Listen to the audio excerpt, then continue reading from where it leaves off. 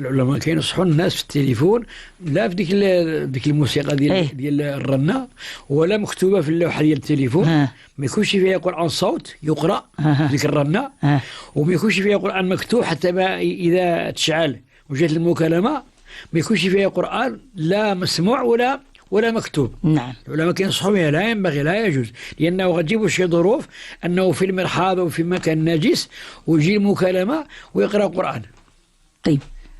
ولا يذكر الله، تأدب مع كلام الله، يبان القرآن مكتوب على صورة الهاتف يعني. طيب، واش صحيح نقطعوا آية؟ يعني مثلا كاين اللي داير آيات قرآنية قبل ما تكمل الآية كيجاوب في التليفون هو خارج المرحاض، نشوفوا خارج المرحاض أو الأماكن النجسة، النجاسة البلاصة اللي عادية في البيت ديالو.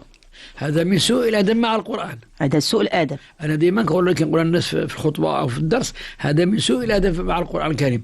إلا كان فيه آية أو الآذان مثلا، حتى الآذان كيسمع المكالمة كيشوف شكون المخاطب، هو يقطع ليأخذ المكالمة في أي لحظة. قد يقطع كلمة الله اسم الجلالة في الوسط، في الأذان الله أكبر يقطعها في الوسط. نعم. والعلماء كلهم يقولون قطع الكلمات، قطع المد المتصل قطعه حرام.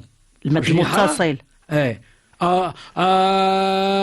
آمنوا قطعها وتستأنف منه حرام. أو الله القراءة العادية، الله هي فيها المد مفخمة واسم الجلالة واسم علم على الذات وهو اسم الله الأعظم سبحانه وتعالى. ويجي الواحد يقطعه من أجل المكالمة، إما يصبر تكمل ديك الكلمة أو يكمل ديك الآية ويوقف ويتخاطب، وإما ما يديرش أصلا. هذا هو الأولى، ومن الأحسن ما يديرش أصلا. كاين اللي يدير، كاين البدائل. طيب السي صالح راه قال شنو كتعني